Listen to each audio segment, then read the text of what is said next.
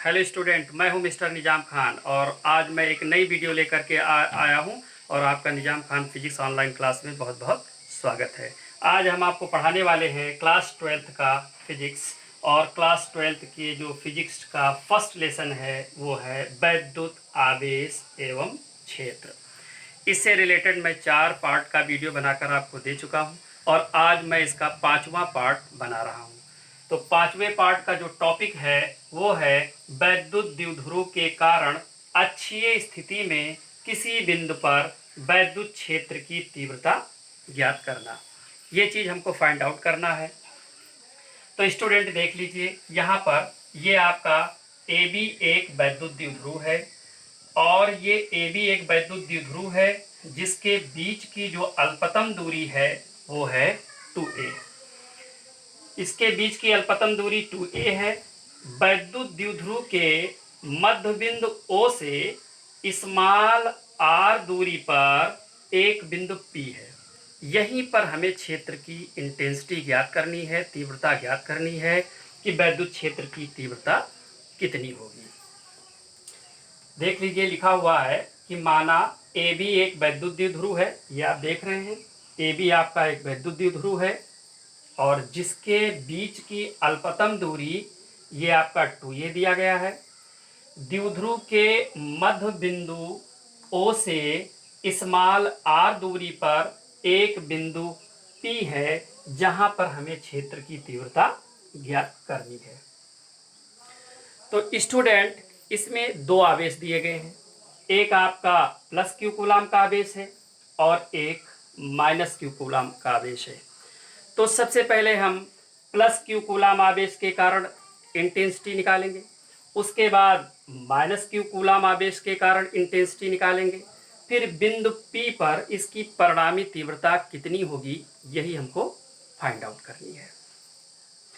तो चलते हैं, निकाल लेते हैं। यहाँ पर लिखा हुआ है कि प्लस q कूलाम आवेश के कारण बिंदु P पर क्षेत्र की तीव्रता, ये आपका प्लस q कूलाम का आवेश है और इसी प्लस q कूलाम आवेश के कारण इस जगह पर कितनी तीव्रता होगी यही हमें ज्ञात करना है।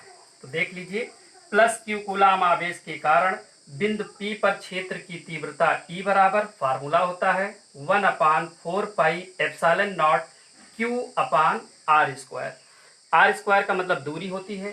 तो यहाँ से लेकर यहाँ तक की दूरी कितनी होगी, देख लीजिए, ये दूरी हमको ज्ञात करनी है। तो सबसे पहले यहाँ से देख लीजिए, यहाँ तक की टोटल दूरी है R और ये है दूरी A। तो ये टोटल R वाली दूरी में से ये दूरी अगर घट जाएगी तो ये वाली दूरी यहाँ पर बच जाएगी, यही हमें निकालना था। तो ये हो जाएगा आपका, यहाँ पर देख लीजिए, E1 बराबर 1/4 pi epsilon not Q upon R minus A का होल स्क्वायर। और ये जो इंटेंसिटी की डायरेक्शन होगी वो कहाँ से होगी, B से P की ओर, क्योंकि हम पहले पढ़ा चुके हैं अगर कोई भी प्लस q कूलाम का पृष्ठीय चालक होता है तो उससे जो विद्युत क्षेत्र वाली जो रेखाएं होती हैं वो हमेशा बाहर की ओर जाती हैं। तो ये आपका ये वाली डायरेक्शन इधर हो गई।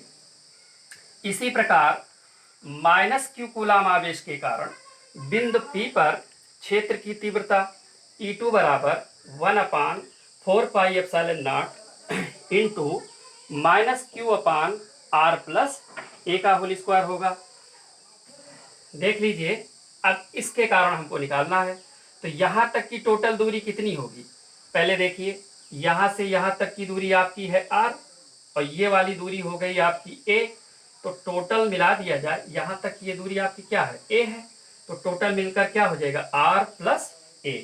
तो यहाँ से माइनस q कूलाम आवेश के कारण बिंदु P पर क्षेत्र की तीव्रता हो जाएगी E2 equal to 1/4 pi epsilon not के minus q upon R plus A का होल स्क्वायर। और यहाँ पर जो इंटेंसिटी की डायरेक्शन होगी वो किधर से कहाँ की ओर होगी, P से A की ओर।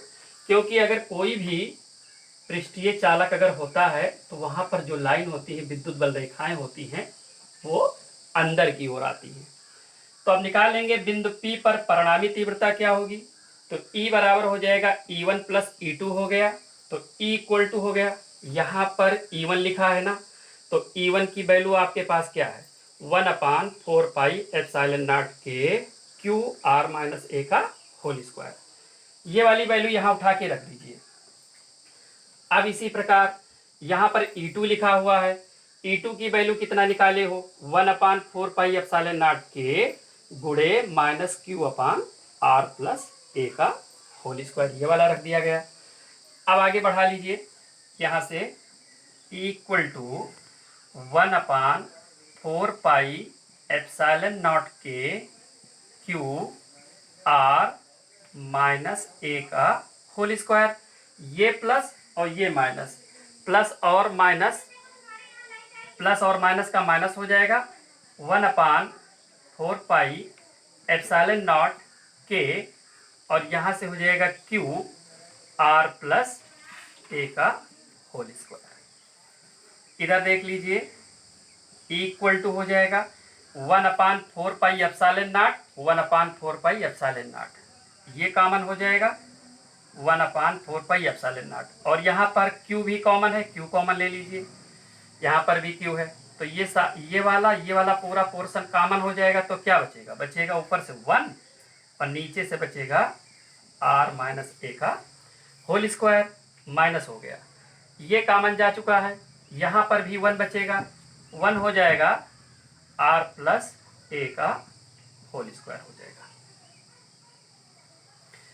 तो इस तरीके से आप यहाँ तक देख लीजिए, तो इक्वल टू हो जाएगा 1/4 पाई एप्सिलॉन नॉट क्यू।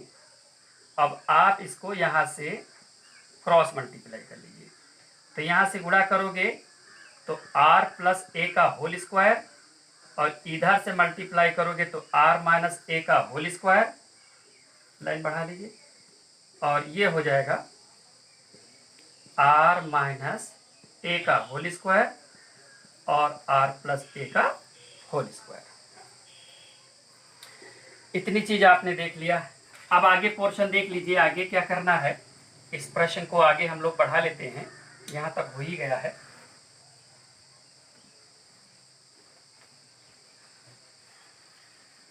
देखिए आगे कैसे सॉल्व होगा, बड़ा अच्छा क्वेश्चन है इस पार्ट का, ये एग्जाम के लिए, एग्जाम में इस तरह का प्रॉब्लम अक्सर पूछ ही लिया जाता है। तो देख लेते हैं स्टूडेंट,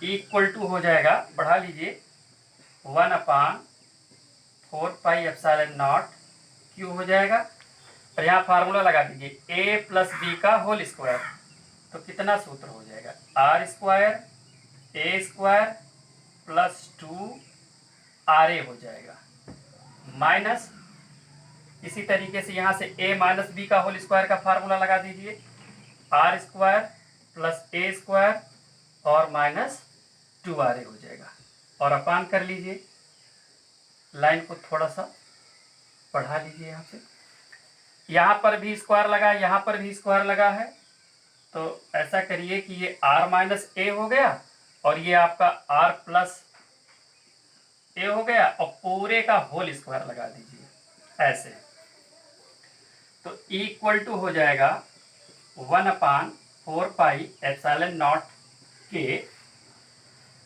और देख लीजिए इधर,